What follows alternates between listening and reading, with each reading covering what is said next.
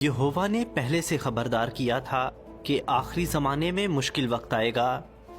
جگہ جگہ قحط پڑیں گے، وبائیں پھیلیں گی، بڑے بڑے زلزلے آئیں گے اور ہولناک منظر دکھائی دیں گے۔ ہم یہ بھی دیکھ رہے ہیں کہ جنگلات میں آگ لگ رہی ہے، آتش فشاں پہاڑ پھٹ رہے ہیں، خطرناک طوفان آ رہے ہیں، انسان بہت سی تباہی مچا رہے ہیں، لوگ حکومتوں کے خلاف احتجاج کر رہے ہیں اور جنگیں ہو رہی ہیں۔ چاہے ہم کہیں بھی رہتے ہوں، ہم پر آفت آ سکتی ہے، پھر چاہے وہ قدرتی طور پر آئے یا انسانوں کی وجہ سے۔ ہم ان کے لیے تیار کیسے رہ سکتے ہیں؟ سب سے پہلے ہم یہووا کے ساتھ اپنی دوستی مضبوط کر سکتے ہیں۔ یسایہ 30:15 میں لکھا ہے، پرسکون رہو اور مجھ پر بھروسہ ظاہر کرو تو تمہیں طاقت ملے گی۔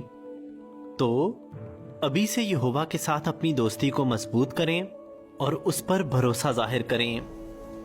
ہم یہ توقع نہیں کرتے کہ یہووا کوئی معجزہ کر کے ہمیں بچا لے گا، لیکن جب ہم مشکل وقت میں دعا کرتے ہیں تو پاک روح ہمیں ایسی آیتیں یاد دلا سکتی ہے جن سے ہمیں تسلی مل سکتی ہے اور اچھے فیصلے کرنے میں ہماری مدد کر سکتی ہے۔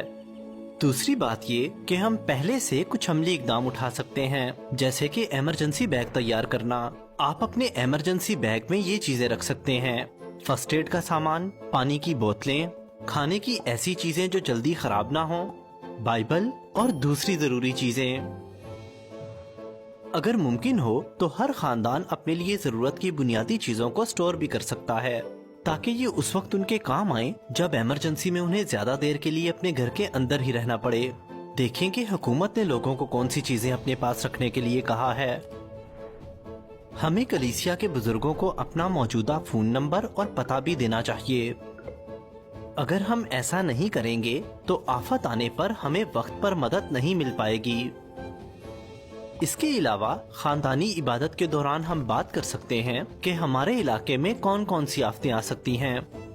یاد رکھیں کہ دہشت گردوں کے حملے اور پرتشدد احتجاج اچانک سے کہیں پر بھی ہو سکتے ہیں، اس لیے بات کریں کہ آپ کس طرح کی آفت میں کیا کریں گے، جیسے کہ آپ کہاں ملیں گے اور بزرگوں سے کیسے رابطہ کریں گے۔ تیسری بات یہ کہ ہم آفت سے متاثر ہونے والے بہن بھائیوں کی مدد کے لیے تیار رہیں۔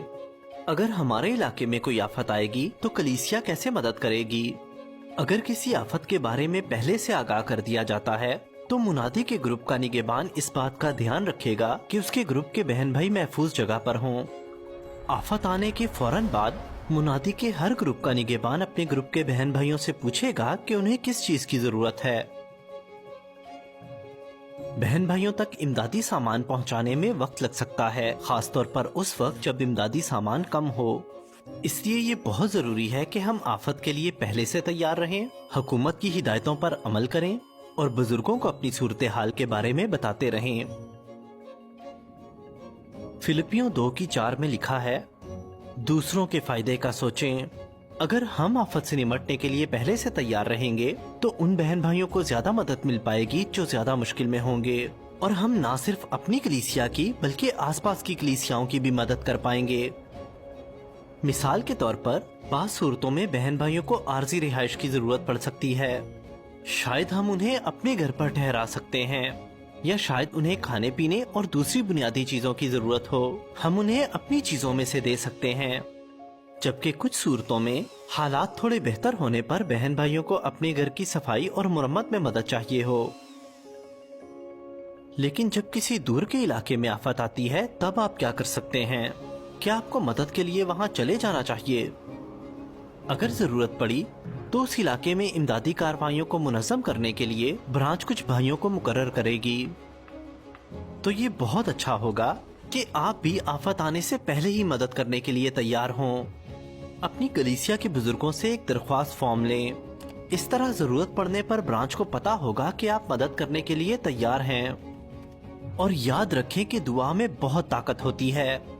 اپنے بہن بھائیوں کے لیے دعا کرنے، آفت آنے پر امدادی کاموں میں حصہ لینے اور عالمگیر کام کے لیے عطیات دینے سے ہم اپنے بہن بھائیوں کی مدد کر سکتے ہیں۔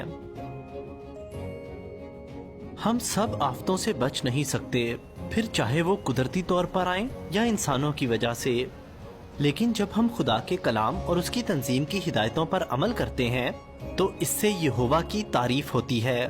अभी से यहोवा के साथ अपनी दोस्ती मजबूत करने, इमरजेंसी बैग जैसी चीजें तैयार रखने और अभी से आफत से मुतासिर होने वाले बहन भाइयों की मदद करने से हम इस बात का यकीन रख सकते हैं कि यहोवा की मदद से हम आफतों से निमट पाएंगे।